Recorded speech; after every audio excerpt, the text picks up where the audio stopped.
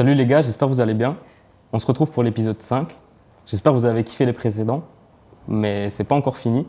Et aujourd'hui, pour ça, on se retrouve avec Don Faila. Comment tu vas, mon frère? Ça va et toi? Tranquillement. En tout cas, merci pour l'invitation, ça fait C'est plaisir. normal, mon frère.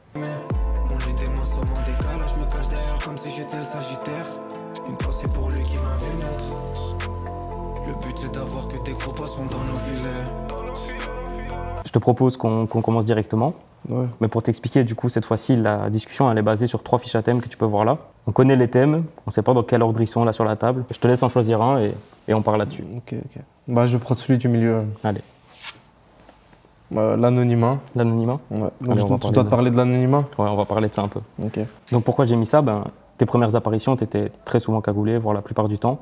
Et maintenant, tu te montres quand même un peu plus. Donc j'aimerais savoir pourquoi au début tu te cagoulais et pourquoi maintenant tu te montres plus qu'avant. Bah, c'est vrai que pour mes premières apparitions, j'étais cagoulé. Donc même le premier clip que j'ai sorti, c'était avec Ekichi. Donc là, j'étais full cagoule, etc. On ne me reconnaissait pas du tout. Au début, c'était une volonté de ma part parce que tu vois, je suis quelqu'un quand même d'assez discret, etc.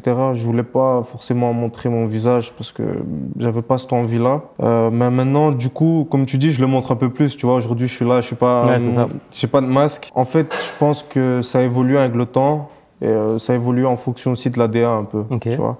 On a pris de la maturité un peu dans le son. Et vu que ma DA, on va dire aujourd'hui, est plus basée sur l'Italie, etc., enfin, on va en parler, Ouais. je suppose, après, bah, j'ai envie quand même que les gens puissent s'identifier à un visage, tu Ok, vois, à quelqu'un, en gros. Et même, là, si je reparle un peu de l'Italie, etc., tu vois, là, je trouve que cagoule, etc., ça colle pas vraiment avec cette image du pays.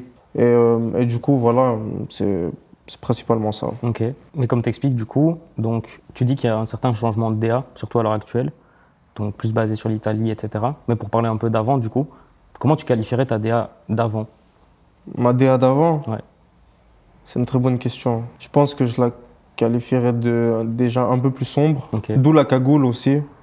C'était plus axé en mode, on va dire tout ce qui était 667, etc. Ok, tu vois, ouais. un peu plus secte, etc. Mais pas vraiment secte, t'as capté. Je pense que principalement c'était ça en fait. Ok. C'est vraiment axé sur un peu plus noir, tu vois. Et du coup, la cagoule vient de cette idée d'avoir une DA plus noire, pas forcément de se cacher. Aussi, Aussi quand même. Ouais, aussi, parce que mes visuels étaient assez sombres. Je sais pas si dans les premiers freestyles par exemple que j'ai postés sur Insta, là c'était des freestyles en noir et blanc avec une atmosphère beaucoup plus bresson. Et maintenant, voilà, ça a fortement changé. Bah écoute, je pense qu'on a déjà bien fait le tour du sujet. Ouais. Je te propose qu'on casse déjà un peu le rythme et qu'on passe à un des petits jeux que j'ai préparés Il n'y a pas de souci. qui s'appelle le portrait rap. Ok. Bon, pour t'expliquer, le portrait rap, c'est quoi? On reprend les bases du portrait chinois, sauf qu'on le remanie au goût du rap, avec des questions qui sont orientées là-dessus. Et on va commencer, du coup, première question, pas la plus simple. Si tu étais un style de musique, voire de rap, lequel tu serais? Si j'étais un style de musique, cette question elle est dure, Ouais. mais je pense que je serais une musique sicilienne. Hein. Ouais. Ouais, je pense que je dirais une tarentelle sicilienne, parce que ça vient de chez moi, c'est mes origines, j'ai toujours été bercé dans ça, tu vois, avec que ce soit ma nonna ou ma famille, etc. J'en ai beaucoup entendu, et du coup, voilà. Ok. C'est un des premiers styles que tu as écouté? Ouais, depuis que je suis né, en fait.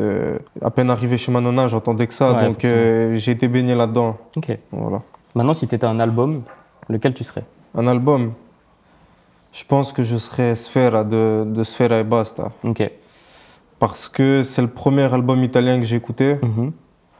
Et c'est le premier album dont je me suis dit, ah ouais, en fait, je dois vraiment m'y pencher plus, tu vois, sur le rap italien. C'est grâce à ça aussi où j'en suis un peu là aujourd'hui, tu vois. Et franchement, non, déjà tous les sons, je les connais quasi par cœur. Là, pour moi, son plus gros son, il est déjà dans cet album, c'est Bravi Ragazzi, tu vois.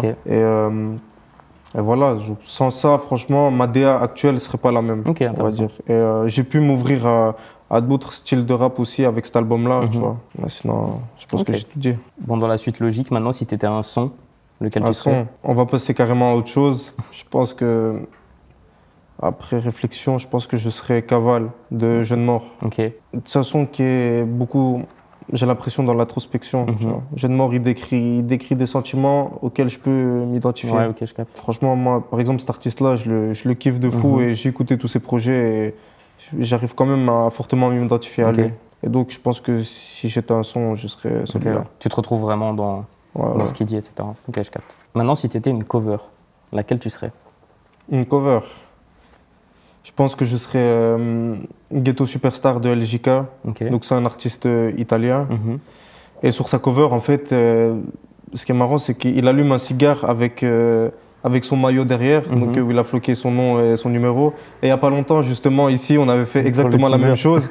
Et quand j'ai regardé la cover, je me suis dit, ah ouais, mais en fait, j'ai fait la même photo, tu vois. J'ai exactement fait la même et du coup, ça m'a fait penser à ça. Donc voilà. Ok, forcément. Ouais. Maintenant, celle-là, je pense que c'est ma préférée. Si tu étais une punchline, laquelle tu serais? Je vais te sortir une punchline de Lesram dans son dernier album. C'est j'ai pas de regrets, mais dans ce son, tu peux en trouver 10. Je pense que la phrase, elle parle d'elle-même.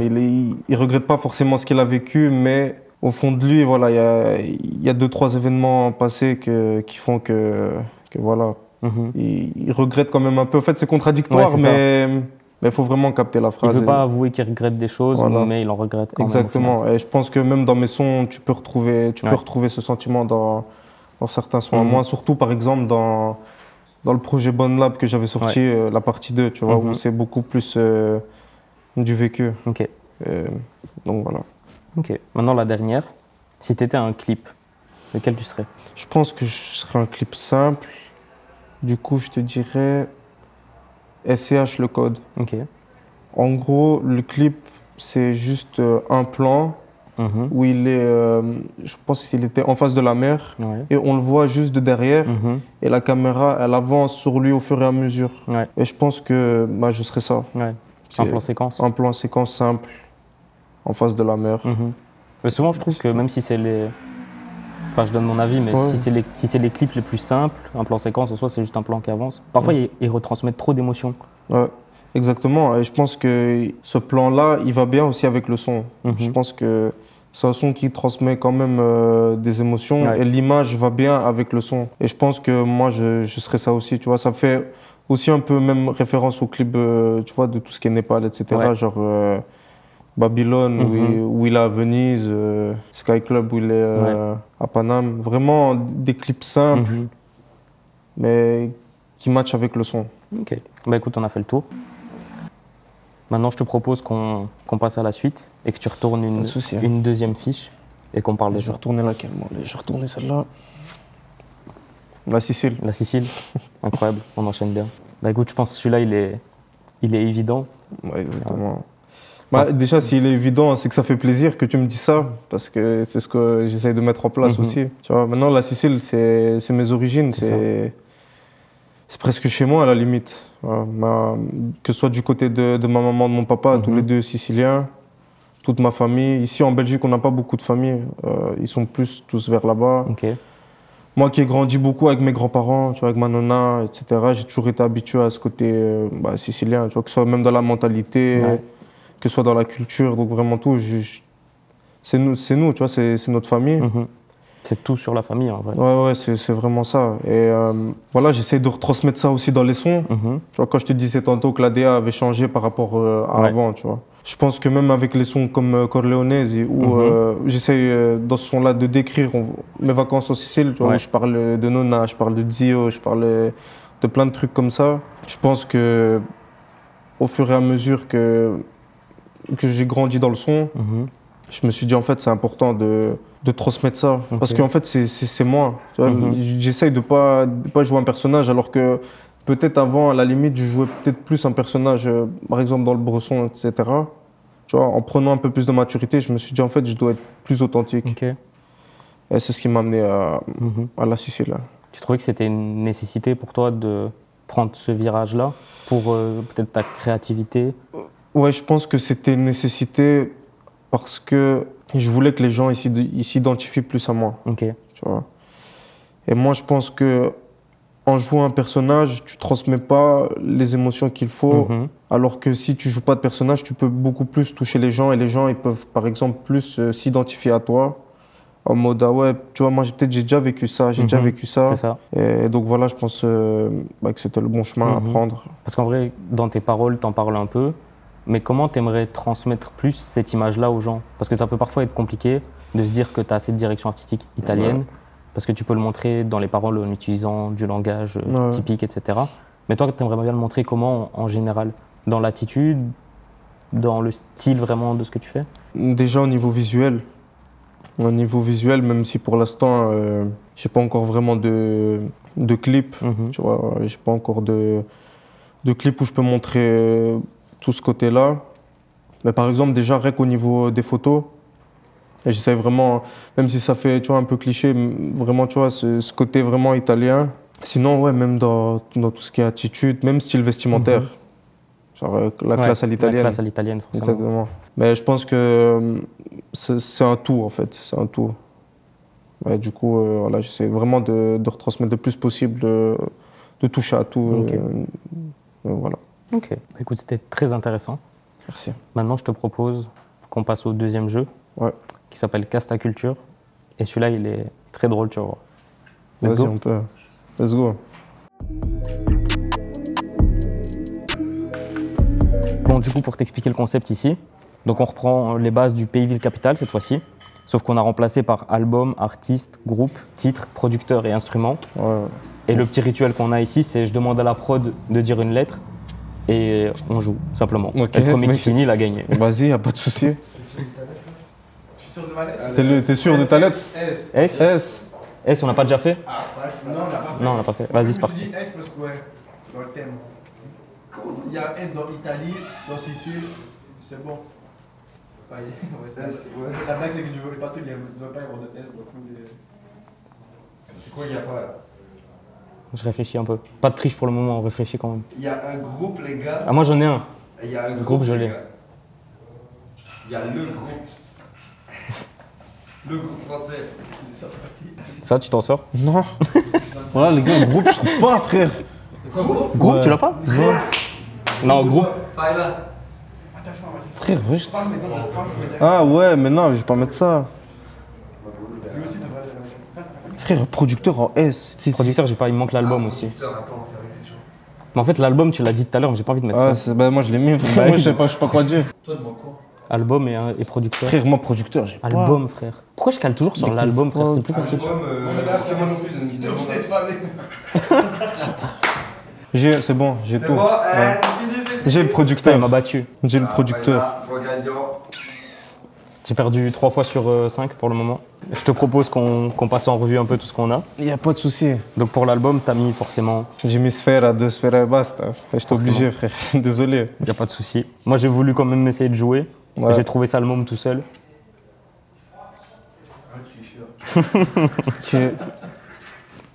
En artiste? SCH. SCH, forcément. Ouais. En groupe? Escrew. Escrew, ok. Moi, je l'avais aussi, mais... Ouais. Moi, je l'avais. C'est tout d'assaut, ouais. Putain, c'est vrai. C'était dur, c'était dur. Putain, ça, je le garde. En titre, t'as mis? J'ai mis Saint-Lazare de VVV. Ok. Moi, j'ai mis VVV. J'ai mis Solitaire de Weronois. Ok.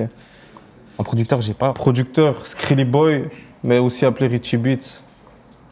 Ok. Et l'instrument? Saxophone. Ouais, saxophone. Bah écoute, mais voilà. Ça va, c'était quand même marrant. Mais c'était dur, hein. Ouais, c'était dur, franchement. Hein. On dirait pas. Hein. On dirait pas, mais c'est super dur. Bah écoute, voilà, je suis définitivement un perdant. Je suis désolé. Hein. C'est pas grave. C'est pas grave. C'est mon émission, je perds, y a pas de souci. Maintenant, je te propose qu'on passe au bar. Ouais. On a Lucas qui va te concocter un cocktail et on va parler du dernier thème qui nous reste. Parfait. Hein. Let's go. Allez, viens, on y va. Parfait. Bon, du coup, ici, on se retrouve au bar. Comme à chaque fois. Comme tout le temps. Là, déjà, je te présente Lucas. Enchanté. Barman du 10 Socle, qui va te concocter un petit cocktail rien que pour toi. Ouais, j'ai hâte, franchement. Et peut-être pas que pour lui. Je te laisse prendre la dernière carte. On va en discuter pendant que Lucas prépare ça. Ok. L'écriture. L'écriture. Pourquoi l'écriture? Pourquoi? Bah, j'écoutais déjà tes sons un peu avant. Merci, ça fait plaisir. Ça fait plaisir. Tu connais. Et même dans le son du projet. C'est un truc qui est ressorti, je trouve, en tout cas de mon point de vue en tant qu'auditeur. Et j'ai l'impression que c'est quelque chose qui est important, on va dire, pour toi. Et j'aimerais simplement que tu parles de cet aspect-là de la musique, parce qu'on a parlé de l'ambiance, de la DA, etc. Mais là, on parlait vraiment de l'écriture. Okay. Bah déjà pour moi l'écriture c'est quelque chose d'important dans un son, tu vois, dans la création du son. Pour moi c'est facilement je dirais voire 70% du son et la prod 30%, tu vois.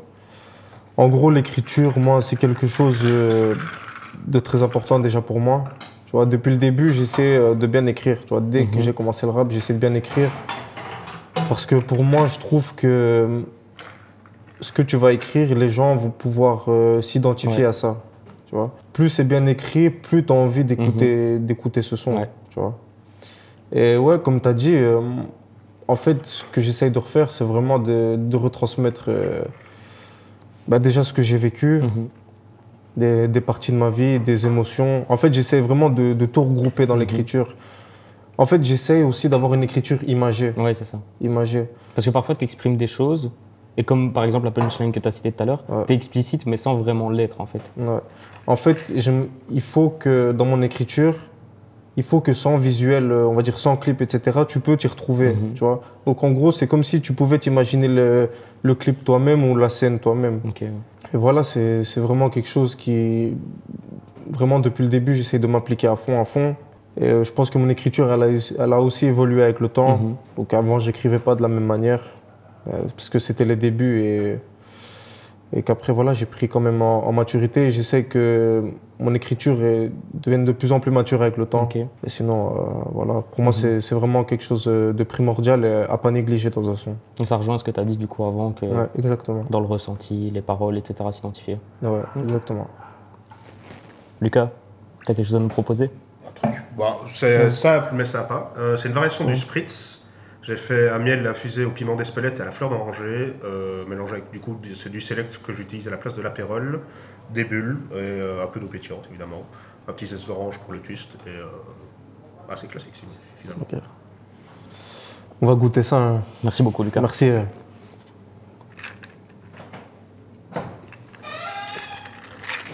Non, franchement, il n'y a rien à dire.